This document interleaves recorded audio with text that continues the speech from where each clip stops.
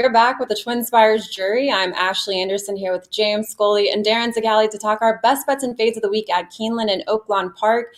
Darin, welcome back. You've been absent the last 2 weeks. You were in Disney World and had a little run-in with pirates. If you follow his social media, you know what I'm talking about. And you just went to WrestleMania. You're kind of like living the dream right now. Yeah, it was a good couple of weeks for sure. WrestleMania was really cool. The Sunday night was awesome. Just a great weekend with the family, with friends, with kids, and Disney World's always a good time. Every time I come back home, I don't know why I leave, but maybe one day we'll be a permanent resident of Florida, but we're not quite there yet. Well, I'll start things off with you today. Tell me your best bet of the week and where you're going to play that. Yeah, I mean, look, the card on Saturday at Keeneland is obviously sensational. I'm going to look to the Jenny Wiley Stakes. There's a lot of rain in the forecast, so it remains to be seen what the turf condition is. But I've been quite a fan of Elusive Princess for a while here, and I think she really has a chance to step forward in this spot. Mile on the 16th, race number 9 on Saturday. She's second race back off the layoff. I still have that win over soft turf at Saratoga fresh in my mind from the summer, where she blew the doors off the field impressively in the Saratoga Oaks Invitational. She ran a kind of even fourth in the QE2 behind Maj, but when you take a look back at that effort at Saratoga, I mean, she's extremely wide here on the far outside of the racetrack, just going to gobble up ground and go by these horses like they're almost tied to a post. She's got a great turn of foot. There's going to definitely be some cut in the ground because it's been raining all week, so the fact that she got over this bog at Saratoga that day certainly, I think, speaks well. The price is going to be right because I think people might not fade her, but shy away from her off that last effort in the Hillsborough, where she was beating the length in a race that she might have needed. I just think she's a high-class filly here. She catches a field that I think she could do some damage in. I think she's going to get a good setup over a course that she likes at a square price, Ashley. So I'm a little surprised you're not backing Didia. Is it because of the price? I know you like that horse. I do like Didia, and she was actually my best bet of the weekend when she ran in the Pegasus World Cup filly and mare turf. I just think this is a tougher field. I think the reason I liked Didia that day was because she was coming out of tougher races, and even though it was a grade 1, I thought the overall quality of that field was not necessarily up to what she had been facing previously. Now I think she's going in against the likes of Fluffy Socks, Elusive Princess, Gina Romantica, among others. I just think this time out, I wouldn't like her at a short price where last time I accepted it. Makes sense. What do you think, James? Yeah, I think that's a tough race. My best bet of the weekend is going to be number 2, Taxed, in the Grade 1 Apple Blossom at Oaklawn Park on Saturday. She's 5-1 on the morning line, and Taxed was a filly that I really loved her win in the 9 furlong Black Eyed Susan last May. I thought she was going to move forward off of that performance. She didn't do that. She raced a couple more times. By late September, she was headed to the sidelines, and she came back from about a 6-month layoff in late last month, in mid-March, Tax did, at a 6 furlong distance that was too short for her, at least looked too short. She had never run at a distance less than a mile, and she just blew the doors off of this field. Here she is, the great filly on the outside, rolling past her. I think that this comeback performance really sets the table for Tax to show much more at age 4 this year. She's got a strong, when she's done her best running, she's displayed a really strong turn of foot.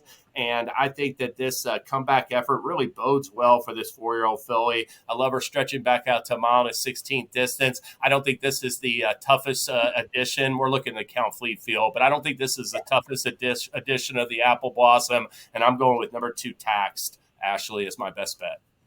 Right, I was looking at that field. That is the Count Fleet, which we'll talk about later. And I'll bring it over to the Lexington Stakes at Keeneland on Saturday. This is the final road to the Kentucky Derby prep race, 20 points to the winner. And I'm going with number 8, Encino, at 5-1. This is a Brad Cox runner, was entered in the Bluegrass last weekend, then scratched, and now I think faces some lighter competition. A Nyquist colt who's a neck shy of a 3-for-3 record. He won his last 2, both at a mile and a 16th, but racing on all weather at Turfway, now trying dirt for the first time. And Brad Cox is a 24% winner with that surface switch from all weather to dirt. He also wins at a 28% rate with horses that won their last race. And Florent Giroux is aboard. He's been red hot to start the Keeneland meet. Also some sharp workouts at Keeneland. So I'm going with the price at 5-1. I almost went liberal arts because of all the rain that's been happening at Keeneland and potentially a little bit of an off track, but I'm going to stick with Encino in this spot. And I think you might have something to say about liberal arts, James, and maybe a Yeah. morning line favorite as well. So let's go to our fade section and tell me, James, who is your fade of the week? Well, I'm going to fade the Wine Steward, number 2, the Wine Steward in Saturday's Lexington Stakes. The Wine Steward, granted, he ran a huge race last fall when he came to Keeneland, and he ran a half-length second to Locked in the Breeders' Futurity. But I will say he was also in racer sharp form at the time, winning his first 3 starts. He came there and basically, even though he drew an inside post that day, I thought he really had a favorable inside stalking trip, pounced in the top of the stretch, and then just barely lost to Locked by a neck. One thing about these mile and a 16th races for 2-year-olds in the fall is it's sometimes, they're not relative to like what their best distances are. I mean, 2-year-olds with class that are future one-turn types can stretch out and get a mile and a 16th in the right circumstances late in their 2-year-old season. I see it happen all the time.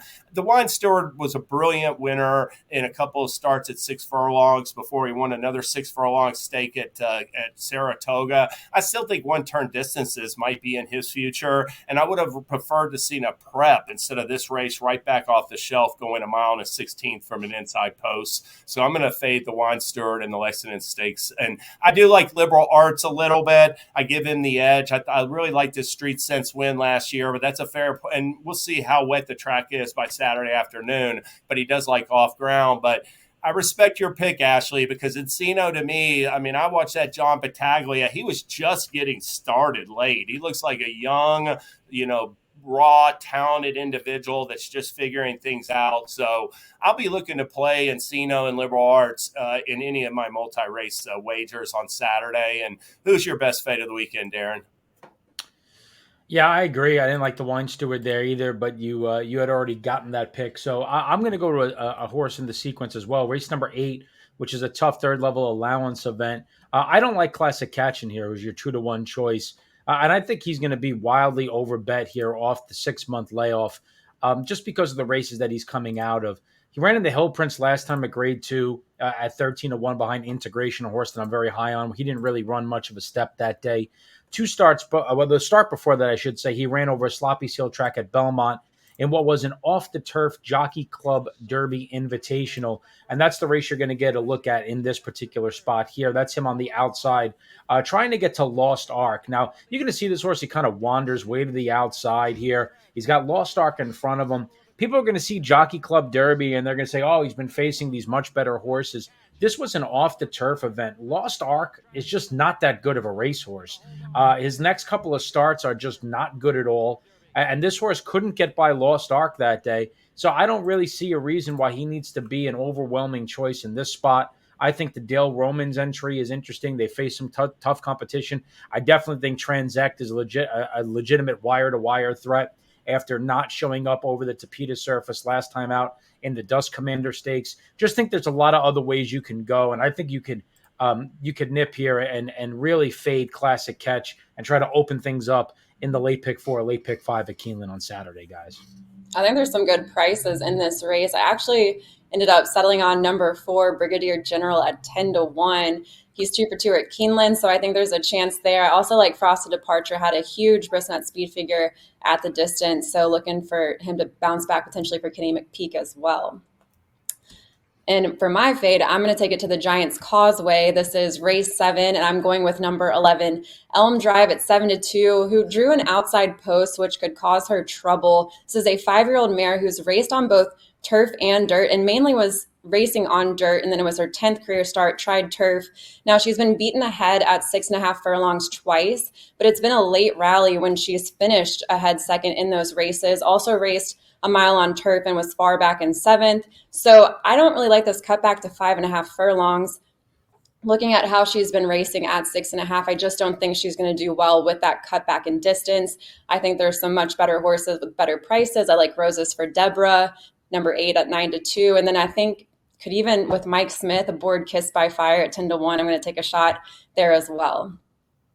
Yeah, it's a good angle. I do think I think there's value in that. I think there's a big difference between 5.5, and 6.5 in these turf sprints. And if you've never gone less than 6.5 furlongs on the turf, or like Elm Drive has, I think it's a legitimate question. I definitely wouldn't I wouldn't want to find out at short odds whether or not she's effective cutting back to that trip. Absolutely. Well, Darin, before we move on to what else we're watching for, you got any promos for us this weekend?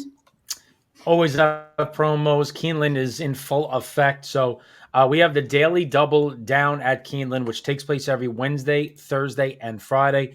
25% boost on all of your winning daily double wagers. The key to unlock it is you have to hit at least 2 daily doubles, and then those 2 and any subsequent winning daily doubles that result in a profit. You got to be able to win more than you actually bet, because it is a 25% profit boost. We're going to add that 25% onto whatever your winnings were for profit. And on top of that, they've lowered the takeout rate to 15% on the daily doubles at Keeneland. So this is really a prime opportunity to really jump on that opportunity itself. If you're going to bet the daily doubles at the lower takeout, we're going to give you the 25% boost on Wednesday, Thursdays, and Fridays. So be sure to be locked in with us. All meet along at Keeneland here at TwinSpires. And then beyond that, we have a selected money back offer on the weekend. Going to pick some serious races Saturday and Sunday, throw them at you, give you an opportunity to get that win wager back up to $10. It's one of the fan favorites. They like having that little cushion of insurance, so we're going to be sure to keep that money back going on here as we roll through the spring season, heading into Derby week, which, of course, we're going to have chock full of money backs as well. But actually, for now, those are the 2 prime offers up on the page. And I believe our selected races are the Giants Causeway and the Lexington on Saturday. So we just gave you some picks there. There you go. All right. Well, Darin, what else are you watching for this weekend? I really like the card on Friday at Keeneland, guys. I'm hoping that the rain kind of wraps up by the morning hours, and we could at least keep these 2 stakes races on the turf, because I really like the Limestone for the 3-year-old fillies. It's a really interesting race. It's loaded. Nicest Pie really kind of catches the eye for what she did at Turfway Park over the winter. She's obviously a synthetic freak. Kind of curious to see what she does over turf. You can be bred for it. You cannot be bred for it. You don't really know what you're going to do until you run over it for the first time. But certainly, I think that she's an interesting filly in this field. And another one that I think you might want to take a look at a big number in here is Kodiak Wintergreen. I've been high on her since her debut. She's 15-1 on the morning line. She debuted and ran second behind a Mixed Wave, who's also in this field, a horse that was the winner of the Bolton Landing and second in the Indian Summer. But Kodiak Wintergreen, then in her subsequent try, look at this turn of foot that you are going to see coming down the center. That's her running in 5th right now in the yellow cap. She is going to just explode here to go by these fillies. So you're getting 15-1 on a filly with this type of a turn of foot, who would then come out of that race and ran a decent 4th behind the talented Austere in the juvenile fillies, where she was 5-2. You take a look at her 3 starts, guys. She was 2-1, even money, 5-2, first time off the layoff, 15-1 morning line. I'll take that all day. So I think Kodiak Wintergreen is an interesting long shot in the Limestone Stakes on Friday at Keeneland, guys. Yeah, very clever analysis there. I like it. And what else? I'm going to mention just like here in Lexington, Kentucky, we have had several days of rain. It's been raining so hard the last few days. It seems like it's been raining for over a week, seemingly. But it is expected to finally stop on Friday morning. It's going to have some rain overnight Thursday. Hopefully it stops early Friday, and we can have a good period of no rainfall before they start running those turf stakes that Darin referenced. But one thing's for sure, the ground's going to have some give to it. And they'll do everything they can to run the Grade Ed Stakes on turf. But I wanted to mention the feature on Friday is the Grade 1 Maker's Mark Mile. We've got a morning line favorite in there, Master of Seas. He's 4-5 on the morning line. Master of the Seas is a horse that he had a little bit of a reputation for preferring ground on the good to firm side. Now, he did win his last start in Europe last fall or last summer on a soft course, but you could see his 2 previous starts before that came on soft ground. He didn't run well. He's definitely like the firmer turf he's gotten in America. It'll be interesting to see if that affects Master of the Seas, the heavy favorite in the Maker's Mark Mile. I'll mention 2 other former Europeans, Naval Power, Master of the Seas stablemate at 10-1, number 3, and number 5, Kubrick. Both of them are stakes winners overseas on extremely soft ground, so the conditions could move them up, perhaps at least from a vertical exotics perspective. And then in the Grade 1s, Jenny Wiley on Saturday, I'll reference what Darin was saying. Elusive Princess, she reeled off 3 consecutive wins over soft ground in France. At the end of 2022 into 2023. She figures to really take to the ground if it's real soft on Saturday. And I'll mention there's a filly for Michael Appleby in there named English Rose, a 4-year-old Frankel filly. I would expect her to really prefer turf that's got some give to it also. So watch out for the soft turf horses in the Keeneland Turf Stakes this weekend. The ground will have plenty of give to it, Ashley. Yeah, actually, I'm just going to jump in real quick to mention a horse. We were talking about the Maker's Mark Mile. I think one of the interesting horses on the weekend is Integration, who I've been a fan of since his debut. And I really didn't think he got a good trip at all in the Pegasus World Cup Turf Invitational, where Tyler Gaffleone tried to work out an inside-out trip where with the short stretch at Gulfstream, you just get shut off all the time when you try to make that move. That hole that you think is going to be there at the top of the stretch gets closed quickly. And it was actually Frankie Dettori in that race who did close the hole on him. And lo and behold, Frankie Dettori is now aboard Integration here in the Grade 1 Maker's Mark. So you're going to get a better price on him than probably you have since his second lifetime start. I think he's an extremely talented horse who got a tough trip last time and has a chance to jump back forward. I agree 100%. I really like Integration as well. And, Kendrick Carmouche did a great job riding him in those 2 stakes wins last year. And, when he put Tyler Gaffleone on him, you're right. I mean, he broke alertly in there. He dropped him back, and then he really did not give him a good ride, I didn't think, coming off that turn. So he's a horse. He's only run on firm ground, but he's definitely would be no surprise to see him take to any conditions for Shug and bounce back with an improved effort, Ashley. I was going to mention, too, with a rider switch, you talked about Kubrick, who's getting Flavian Pratt, and, always a good jockey to have on turf as well. And a big price there, 20-1. So see what happens there. Well, I'm going to take it over to Oaklawn, where it's supposed to be sunny. Not going to have any issues with weather. And it's not a really good price you're getting on Scully's even money. But if you're interested in the sprint division, this is a fun race to watch. You've got Scully going up against 2 stablemates. He won this race last year with the Count Fleet Handicap. He's racing for Steve Asmussen, who has 5 wins in this race. And you just got a lot of really good sprinters in this field. You also have Tahano Twist, a closer who keeps running into a lot of these rivals in this field. But I think potentially if we get a really hot pace, maybe we'll see Tahano Twist rebound here. But more than likely, Scully, I think, is going to bounce back off of his second. He had a 7-win streak, then raced in the Ride a Dirt Sprint and finished second. So this is his chance to rebound at Oaklawn. I believe he has just 2 losses from 8 starts at this track. So a really good runner at Oaklawn to watch this weekend. I like seeing him come back this quick. Right. Sometimes these horses go over and run in Saudi Arabia or Dubai, and, it's 3-4 plus months before we see him again. It was only 2 months ago Skelly ran a good second over there, so he's definitely that's encouraging to see him right back for Steve Asmussen. Yeah, I'm happy to see him back, but at the same time, from a betting proposition, sometimes these horses come back overseas off the travel and they don't fire their best shot first time out. So at a short price, if you're ever going to see a time where this horse could potentially be vulnerable, maybe this is the time. I trust Asmussen. He wouldn't be running a short horse in a spot like this in a Grade 3. He has to think he's doing extremely well, but he's facing the same old horses that he's been knocking heads with. Jackson Traveler, you mentioned, of course, Tahano Twist, Rivet, some real talented sprinters down in Hot Springs, Arkansas all winter. It's a really compelling race that I think is a much higher quality than the Grade 3 assignment to the stake. He does have early speed next to him, a long shot who might push him, and that could create that perfect setup for Tahano Twist. So I would back Tahano Twist if I'm not going to back Scully in this race. All right, well, that's all the time we have today for the TwinSpires Jury. Head to twinspires.com or the TwinSpires app for those promos that Darin mentioned at Keeneland, and we'll be back next Thursday with more best bets and fades. When it comes to horse racing, you can never have too much information.